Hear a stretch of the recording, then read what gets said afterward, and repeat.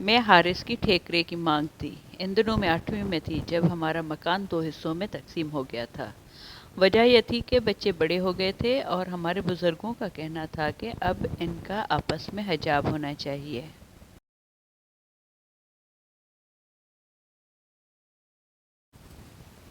न जाने ये कैसा हिजाब था कि हारिस अभी तक मुझको स्कूल छोड़ने और लेने जाता था।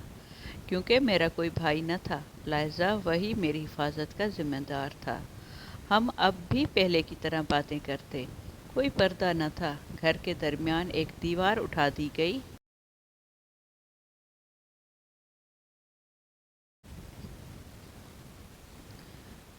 हमें कब इस दीवार की परवाह थी। मैट्रिक करते ही चचा जान को हारिस की फ़िक्र सताने लगी। वो उसे तालीम के लिए बड़े शहर भिजवाना चाहते थे और मेरी दुनिया हारिस बिन सुनी थी।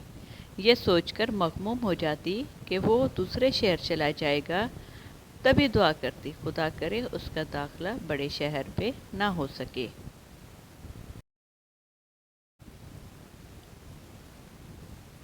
हारिस की जुदाई के तस्वुर से परेशान हो जाती थी।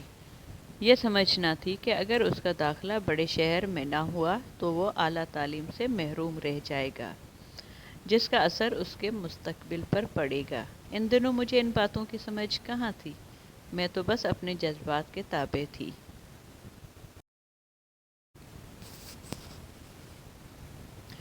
मेरे नज़दीक हारिस का गांव में रहना उसके शहर चले जाने से अच्छा था। आला तालीम के लिए शहर जाना तो लाजिम था। तभी न चाहते हुए मुझे इस बदबख्त दिन के सूरज को देखना था जिस दिन उसे गांव से शहर रवाना होना था। सभी कुछ वीरान और उदास हो गया। मुझे अब सारे मौसम एक से लगते।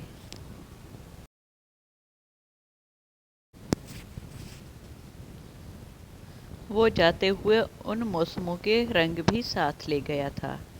जब कोई हसीन नज़ारा देखती, हारिस की याद मेरी आंखों में चुभने लगती। इन्हीं दिनों बाबा जान के एक दोस्त शहर से मिलने आए। वो वहाँ बिजनेस करते थे। उन्होंने बाबा को मशवरा दिया कि शहर चलकर रहो, वहाँ बिजनेस करो और देहात की ज़िंदगी को खैरबाद कह दो।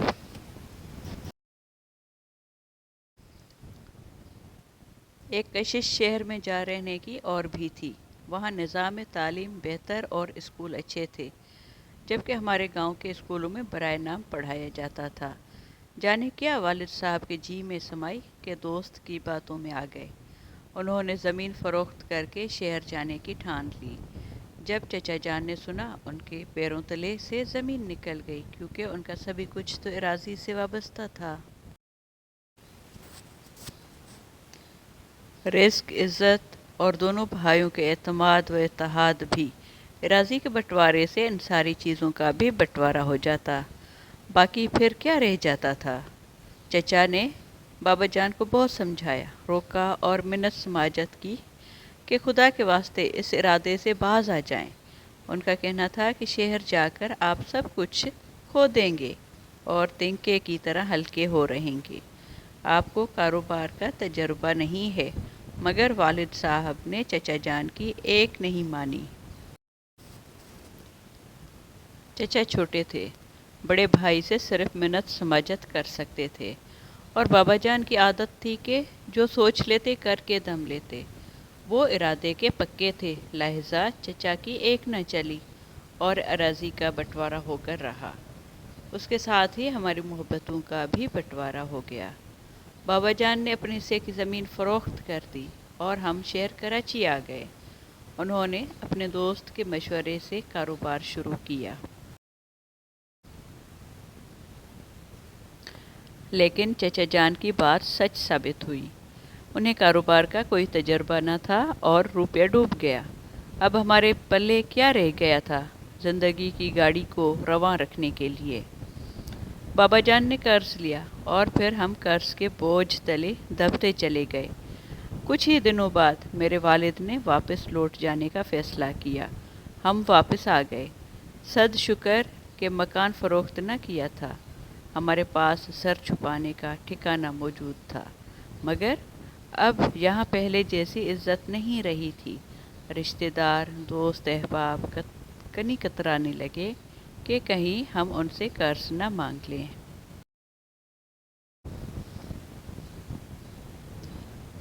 ان دنوں پہلی بار مجھے اندازہ ہوا کہ دنیا میں دولت ایک بڑی حقیقت ہے۔ دولت سے بڑھ کر کوئی رشتہ دار نہیں۔ بابا جان اب سارا وقت گھر پر ہوتے۔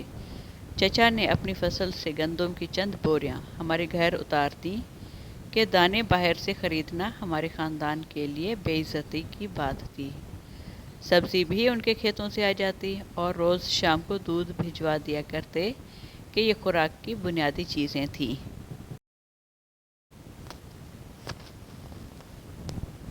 ان سے کچھ گزارا ہو جاتا تھا۔ والد کی حالت دیکھ میرا دل بہت گھٹتا۔ اب مجھے اپنے غم گسار بچپن کے ساتھی کا انتظار تھا جس نے بابا جان کا سہارا بننا تھا۔ چچا کو بابا کے لٹا کر لوٹ آنے کا غم تھا، مگر ان کا رویہ ہمارے لیے اب پہلے جیسا نہیں تھا۔ وہ دل میں ناراض تھے، اور کیوں نہ ہوتے، آدھی زمین کوڑیوں کے مول بیک چکی تھی، آدھا وقار چلا گیا تھا، اور بھائی شہر کی ہوا کھا کر کنگال واپس آ گیا تھا۔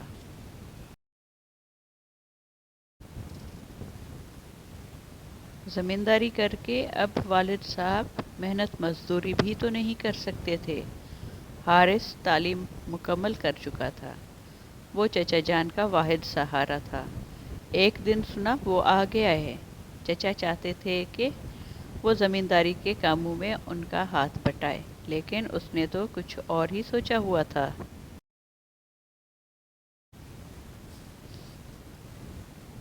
مجھ کو جس کا انتظار تھا اس کی آمد کا سن کر خوشی سے میرے آنسو نکل آئے۔ میں سمجھ رہی تھی کہ گاؤں میں قدم رکھتے ہی وہ ہمارے گھر آئے گا، لیکن حارث نہ آیا، البتہ اس کے والدین آئے۔ میں سمجھی وہ مجھے میرے والدین سے مانگنے آئے ہیں، مگر وہ تو بیٹے کے پاس ہونے کی مٹھائی دینے آئے تھے۔ انہوں نے یہ بتلا کر مٹھائی دی کہ اسے صرف پاس ہونے کی سوغات سمجھنا۔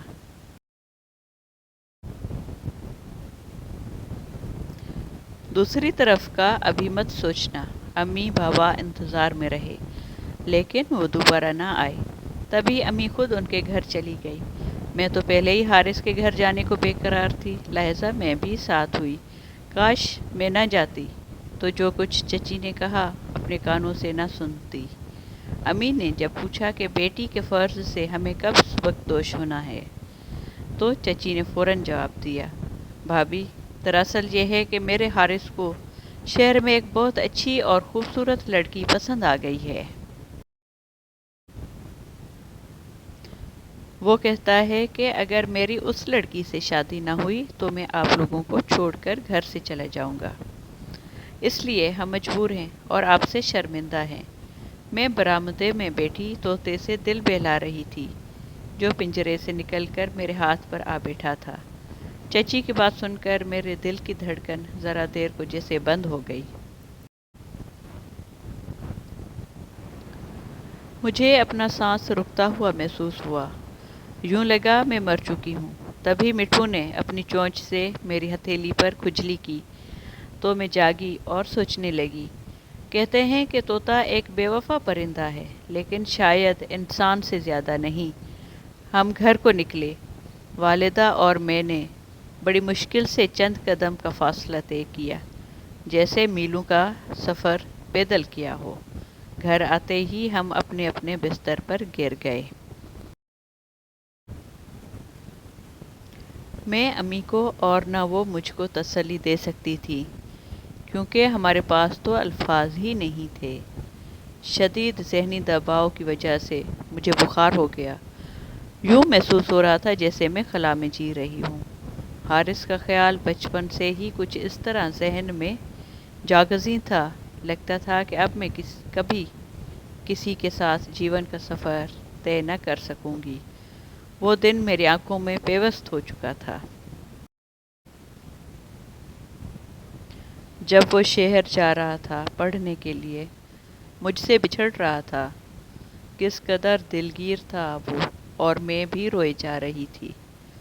تبھی اس نے تسلی دی تھی، سعدیہ، 4 سال پلک جھپکتے گزر جائیں گے، پتہ بھی نہ چلے گا، تم دیکھنا، پھر میں آتا جاتا رہوں گا۔ اس کی انہی باتوں سے میں نے حوصلہ پکڑا تھا، لیکن اس کے انتظار کا یہ وقت کیسے رینگ رینگ کر سسک سسک کر گزرا تھا یہ میں ہی جانتی تھی۔ میں اب جی سکتی تھی اور نہ مر سکتی تھی۔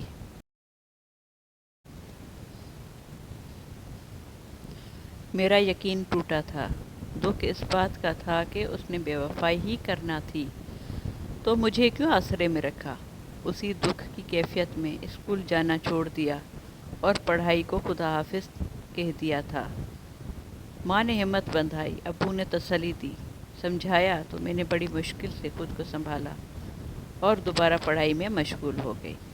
چند دن مردہ دل رہنے کے بعد اچانک ہی دل کی کایا پلٹی۔ ایک روز نفل پڑھ کر رو رو کے دعا کی۔ وہ قبولیت کی گھڑی تھی کہ سجدے میں گرنے سے میرے دل کو قرار آ گیا۔ جیسے کسی غیبی طاقت نے کہا ہو کہ حارث کی بے وفائی تیری ہمت پر ایک تازیانہ ہے، چل اٹھ، ہمت کر، اپنی زندگی کو مٹی میں نہ ملانے کے عزم کے ساتھ زندگی کے دھارے میں شامل ہو جا۔ حارث کی بے وفائی میں راکھ ہونے کی بجائے میں نے خود کو نیا عزم و حوصلہ دیا، خدا سے مدد مانگی اور پھر اس کی یادوں کو دل کے نہا خانوں میں دفن کر کے دن رات کتابوں میں کھو گئی۔ قسمت نے ساتھ دیا، خدا کا لاکھ لاکھ شکر ادا کیا اور میٹرک کے پرچے دیے۔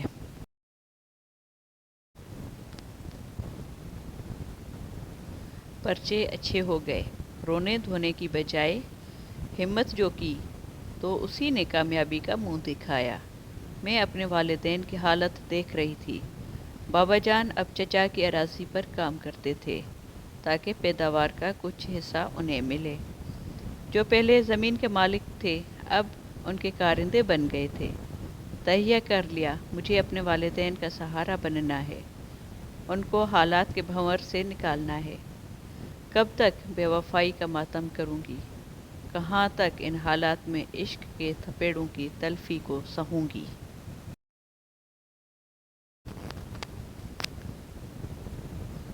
مجھے اپنا نہیں، اب اپنے والدین کا خیال کرنا چاہیے، جن کو تہی دامنی کے باعث چچا نظروں سے گرا چکے تھے اور گاؤں کے لوگ بھی چچا کو ہی فوقیت دینے لگے تھے۔ اور یہ بات والد صاحب کے لیے کس قدر دل خراش تھی۔ وہ چچا سے بڑے تھے، کیا ان کے دل پر گزرتی تھی جب مردوں کی کچہری میں ان کی جگہ گاؤں والے ان کے چھوٹے بھائی کو مسند پر بٹھاتے تھے۔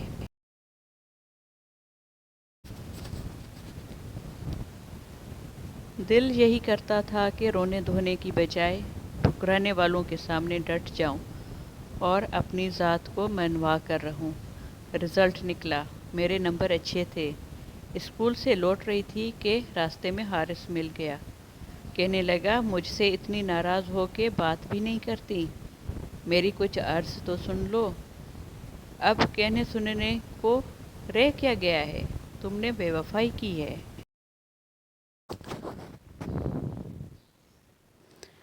ہم غریب ہو گئے ہیں، تبھی نا میں قسم کھا کر کہتا ہوں کہ میں بے وفا نہیں۔ جو بھی فیصلہ ہوا ہے میرے والدین نے کیا ہے۔ حیران ہوں کہ تم نے میری بے وفائی کا کیسے یقین کر لیا۔ خدا کی قسم میں اس قدر نہیں گر سکتا، میرا یقین کرو۔ حارث کی بات سن کر حیران ہو گئی۔ جی چاہتا تھا اس کی معذرت کا یقین کر لوں، مگر دل شیشے کی طرح ٹوٹ چکا تھا، جس کو اگر جوڑ بھی دیا جاتا تو اس میں بال پھر بھی رہ جاتا۔ میں نے اس کی باتوں کا جواب نہ دیا اور آگے بڑھ گئی۔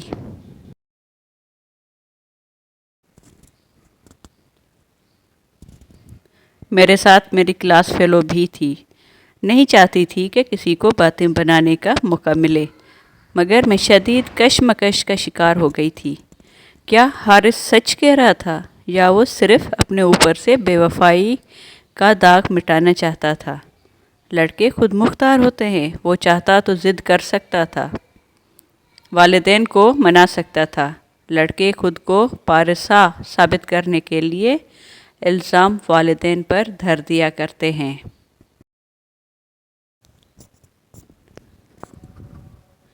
ایک دن بابا نے کہا، بیٹی اب گاؤں میں ہماری عزت نہیں رہی، تمہارے چاچا نے بھی آنکھیں پھیر لی ہیں، اور ہماری قدر تو ہماری اراضی سے تھی، جب زمین ہی نہ رہی پھر گاؤں میں رہنے کا کیا فائدہ؟ ہم دوبارہ شہر چلے جاتے ہیں۔ میں مزید تعلیم حاصل کرنا چاہتی تھی۔ والد صاحب کا فیصلہ میرے لیے خوشی کی نوید تھا۔ گاؤں میں اعلیٰ تعلیم کے مواقع نہیں تھے اور شہر جا کر آباد ہونے کے لیے ہمیں اپنا آبائی مکان بھی فروخت کرنا تھا، جس کو چچا جان نے بلا تاخیر فوراً ہی بخوشی خرید لیا۔ بابا جان مکان کے پیسے پلو میں باندھ کر کراچی آ گئے۔ جب قسمت ساتھ دے تو انسان حیران رہ جاتا ہے۔ اس بار ایک دیانتدار اور ہمدرد انسان بابا جان کا دوست بن گیا۔ اس نے کرائے کے بغیر ہی ہمیں رہنے کے لیے اپنا مکان دے دیا۔ یہ گھر خالی پڑا ہوا تھا اور وہ کسی کو کرائے پہ دینا نہیں چاہتا تھا۔ اس کا نام عالم خان تھا۔ اس نے بابا جان کو اپنے کاروبار میں شامل کر لیا۔ اللہ کی رحمت سے بابا کے کاروبار میں شامل ہوتے ہی بزنس میں برکت ہوئی تو عالم خان ان کو اچھا خاصا منافع دینے لگا۔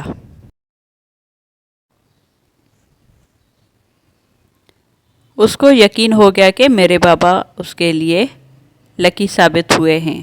میں نے شہر آ کر کالج میں داخلہ لے لیا۔ حالات نے کئی رخ بدلے، مجبوریوں نے کئی روپ دھارے، مگر ہمارے حوصلے پست نہ ہوئے۔ میں اپنی منزل کے حصول کی خاطر مستقل سفر میں رہی۔ مسلسل محنت نے میرے جذبات منجمد کر ڈالے۔ مجھے کسی شے سے دلچسپی نہ رہی، یہاں تک کہ حارث کی یادوں کو بھی دل کی زمین میں گہرا گڑھا کھود کر دفن کر دیا۔ ایک دن خبر ملی کہ حارث کی شادی ہمارے گاؤں کے قریب ایک زمیندار کی صاحبزادی سے ہو گئی ہے۔ یہ خبر سن کر یکایک سویا ہوا دکھ کچھ جاگ اٹھا اور میری آنکھوں سے آنسو بہہ نکلے، مگر اب یہ دل ان صدموں کے سہنے کا عادی ہو چکا تھا۔ 2 سال کی سخت محنت کے بعد مجھے میرٹ پر میڈیکل کالج میں داخلہ مل گیا۔ میں نے جن حالات کا مقابلہ کرتے ہوئے اپنی تعلیم جاری رکھی تھی، وہ صرف میں ہی جانتی تھی۔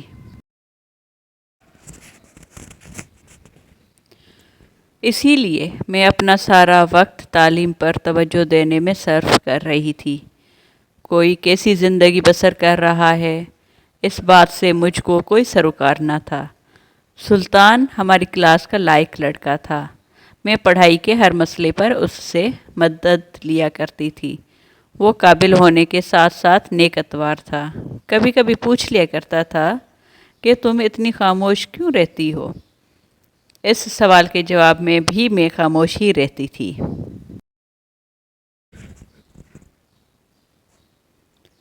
جب ہم نے ڈاکٹری کا امتحان پاس کر لیا، آخری ملاقات والے دن سلطان نے اپنے دل کی بات ظاہر کر دی۔ اس نے کہا، میں اپنے والدین کو تمہارے گھر بھیجنا چاہتا ہوں رشتے کے لیے۔ کیا تم مجھ سے شادی کرو گی؟ یہ بات شروع سے میرے دل میں تھی، مگر اب اسے کہہ دینے کا وقت آ گیا ہے، اس نے بتایا۔ اس کو کیا بتاتی کہ میں محبت کی بازی ہار کر کس طرح یہاں تک پہنچی ہوں۔ اگلے دن وہ لوگ ہمارے گھر آئے۔ میرے والدین کو سلطان اور اس کے گھر والے پسند آئے۔ رشتہ طے ہو گیا۔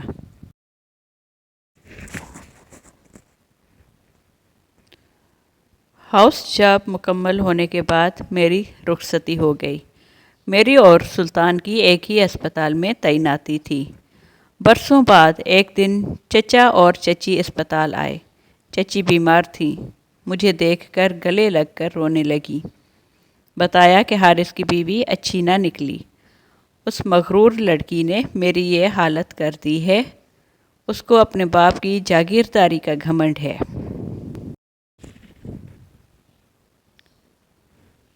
حارث بھی LLB کرنے کے باوجود وکالت نہ کر سکا۔ ہم نے تم جیسی پیار کرنے والی نیک بخت اور ہیرے جیسی کو ٹھکرا دیا۔ ہمیں اس کی سزا مل گئی ہے۔